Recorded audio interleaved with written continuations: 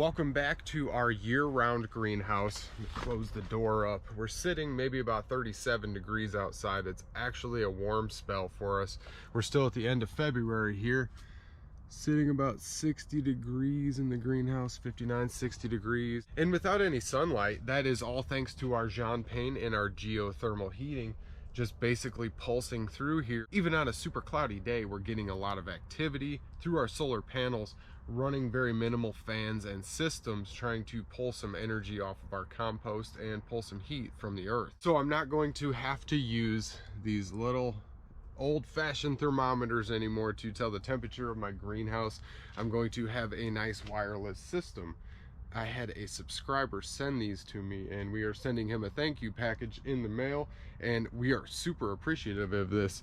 We were looking at these actual thermometers online. I mean, it's not the biggest and fanciest, but it is very, very nice to have. You've got about 3 weeks of data storage, and you've got a Bluetooth sensor. I can hook this right up to my phone. So I'm going to be able to tell the temperature for at least 3 weeks without having to check on it. So that is very, very cool to be able to have that data and relay that data to everybody on how well all of these systems actually work. But as the winter's breaking here, I mean, we're still at the end of February, so we just had freezing temps, we just had negative temperatures, but we came out of that, and we're holding about 30 degrees constantly during the day now. I mean, nighttime is in the teens, but we're still not having to cover these rows up. I basically only cover the rows up during negative temperatures, and you can see everything's just flourishing in this greenhouse. There's a beautiful heading collard here. Lots of good food to eat. I want to get these tops picked actually before they start to flower on me. You can see this turnip here. I noticed a lot of change in the plants in here once I was able to produce really warm overnight temperatures. When we had those negative temps, I would cover the rows and I would light a fire. And I've shown a lot of that data and stuff. I just noticed these spinach on the ground. You can see all these spinach popping up through there. That's pretty cool. Just planted those like 2 or 3 days ago. So we've definitely got some good temperatures in the greenhouse. We really can't plant anything yet outside. Nothing is broke dormancy outside the greenhouse, but we've got plenty of plants inside the greenhouse that are not dormant. Like this yarrow is a perennial. All of our elderberries came to life on us, and we've had strawberries, Egyptian walking onions, lots and lots of stuff popping up and lots of stuff growing. We've got a lot of food in here, and this mustard has just gone crazy in this little corner. It really liked that geothermal, and it aided it all winter long. We grew all these from very small transplants and sprouts in the greenhouse. Got this rhubarb popping up back here. I think I have another rhubarb. Yeah, this one gets a bit more sunlight. I noticed a major difference in the plants once I started having that stove going. You can see I've just got flowers everywhere. Now this bed is basically getting scrapped all the way up to my perpetual spinach shard. I'm going to pull these ones out and transplant them. But this whole bed is probably going to have a tarp on it also. I've got to get a ton of plants going for our farmers market here, but that is not what I came out here to talk about. I'm just trying to inform everybody on temperatures and what I've noticed after we started burning a fire at night in here, basically. So the geothermal and the Jean Pain were holding maybe 50 degrees, between 45 and 50 degrees certainly. Anytime I came out here and checked the soil temps, they never fell below 45, 44 degrees. So that is very good. And having the actual heat inside of this hose with the hot water coming from the compost really benefited this side. I was late to plant this side out, so if I would have had all this planted and growing a lot better, I would have had a lot better production on this bed, because it was well insulated on the outside, and we had all this heat flowing through the actual PEX tubing here, allowing a lot of good transfer to the soil and keeping in between the PEX rather warm all winter. What does it take to grow year-round? So we've officially had plants alive and growing in the greenhouse for a full year now. Maybe not the same plants, but we've cycled a ton of plants through here. So the first thing I would consider when you're going to build a greenhouse or designing your greenhouse, you have to figure out the placement. I'm going to take a seat here. So if you're going to place a greenhouse, you want the most surface area facing the sun, obviously, for your southern sun exposure in the winter time if you're in a cold climate. And you want to avoid any shade. You want to have as much sunlight as possible. I had to pull the sweatshirt off. It is definitely warm in here for me. I'm dressed for being out in cold weather. So the placement of your greenhouse is very, very important. With this greenhouse here, I was not able to put it with a wall facing directly at the southern sun. It's more of an angle because of the way the yard and garden and everything is laid out. But when you're designing it, you want to account for shade. You don't want to have any southern blockage of your sunlight because you will be dead in the water. And when you do have sunlight in the winter time, it is very minimal and it is not putting out a whole lot of heat or energy to be stored. So storing every bit that you can and using every bit that you can when it's there. During the winter time, we see periods of time where it's like 2 to almost 3 weeks of just cloudy, dark and gray weather. So we really don't have a whole lot of sun and solar activity, just enough to run some solar power and obviously enough to grow some plants. We've got second leaves coming on that kale, Georgia collards, all the cabbage, everything sprouted up very nicely there. So we've got lots and lots of crops able to be sprouted, so we have enough light to grow everything. So taking into account the amount of light hours you have, you may want to set up a light, and I'm going to be looking into lights. So any of my subscribers out there, you can put me on some waterproof lights that I could probably run out here. I may be running electricity from the greenhouse, so I can put a nice fan down in the bottom of here, and I will basically just hollow that out and put a door so I can close it off for winter time. But I want to have an exhaust fan that is going to blow in, so a cold air intake, and then I'll have my 2 windows and my doors that I'll be able to open. And after you figure out where you're going to place your greenhouse, you can decide on what kind of greenhouse you're going to build. Now you can go with a really cheap style greenhouse like I did. I really only spent about $1,500 on this entire 520 square foot greenhouse. And I mean, if you went to buy a $1,500 kit, you would not get very much square footage. So that's the benefit of doing it yourself and doing it cheaper. But on the downside, this thin layer of plastic does not have a whole lot of insulation value. It's like 0.80 of 1 R value. So it has little to no insulation value. Now, you also can consider putting 2 layers on your greenhouse, and that is what I did. I got a 6 to 8 inch air gap in this entire greenhouse, and I noticed a major difference in that alone without adding any extra heat to the greenhouse. Just off of the insulation value, we could probably get away with growing most of the year, but without any extra heat, when we get negative temperatures, all of these plants would be dead. We would not have any type of life left in here, because last winter we had just 1 layer on here, and we tried to do our best at compost heating inside here, but we had a major rodent problem with our compost inside the greenhouse, active compost, and all of those rodents were eating whatever crops that we did have a little success with, like kales and really cold hardy stuff. But once we got into those negative temperatures that winter, we were pretty well dead in the water. But this winter we survived like -50, -60-degree winds blowing over this greenhouse. We had absolutely abominably cold temperatures with that Arctic blast. So I am really proud of this greenhouse and everything that it's achieved so far.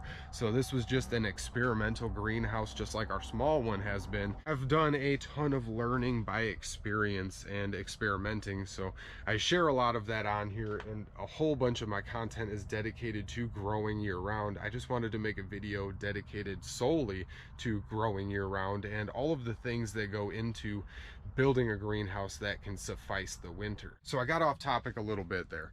So you can do a nice cheap cattle panel greenhouse or whatever hoop house you can build, or you can build a nice expensive kit and have something that's going to last a lifetime, that doesn't have a 5 to 10 year poly life that you have to replace every 5 to 10 years, and it can get holes poked in it very easily, as opposed to a glass wall or some type of double or triple wall poly.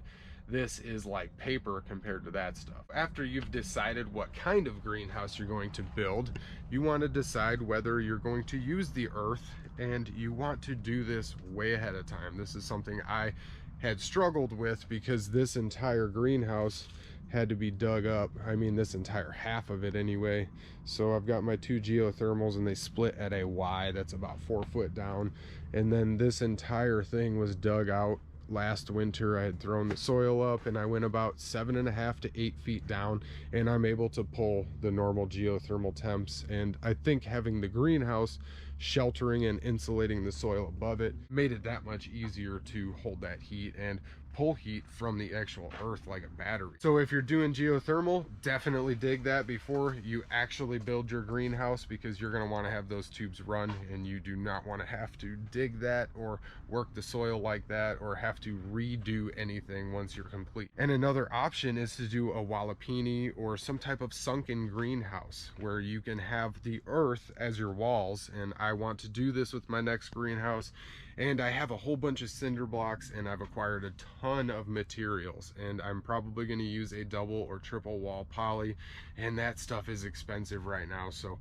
I'm going to make my greenhouse basically a half sunken greenhouse, and it's going to have one side that is solid and one side that is clear panels for the sun to shine through. Not yet sure how big I want to build my next greenhouse. I'm looking for your feedback on all of that, so I might make a video just on the next greenhouse and just to grab ideas from everybody, so it has a bigger highlight than at the end of this video. Using the earth as heat is probably one of the best things you can do as a greenhouse connoisseur, because the earth is always steady, constant temperatures. You don't have to worry about your geothermal going cold. It is going to change that air that's coming into it to 50 degrees or darn near close to it. I mean, in the summertime, it doesn't bring it all the way down. It'll bring it down to about 60 degrees if it's, say, 90 degrees outside or something like that. So it definitely works hot or cold. So you're going to have a steady, constant temperature. Strongly suggest putting geothermal in every greenhouse, because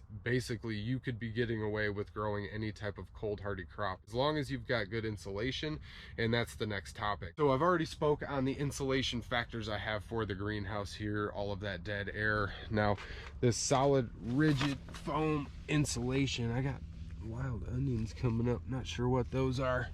So this solid insulation I had dug down about 1.5 feet, a little bit more maybe, and I used that just to insulate the inside of the greenhouse, because I was going to have the heat running through here, so I wanted to prevent any extra seepage of the heat to the outside. So that's another thing I wish I would have done this summer when the ground was thawed. Right now it's still frozen, so I still can't even get to digging that, but I have to dig the entire perimeter and bury a whole bunch of insulation along the outside. That'll give me a whole lot better insulation on my soil. My airspace is pretty well insulated, and we're actively heating it with multiple different sources all the time. So I'm confident that next winter we are going to have even better success than we did this winter, because all the haphazard systems I have rigged up and running, all the geothermal and little solar systems and everything, all the heat sinks, it all worked. It all worked for me, and I was able to achieve decent growth the entire winter. I saw new leaves coming off all of my plants basically the entire winter, albeit pretty slow.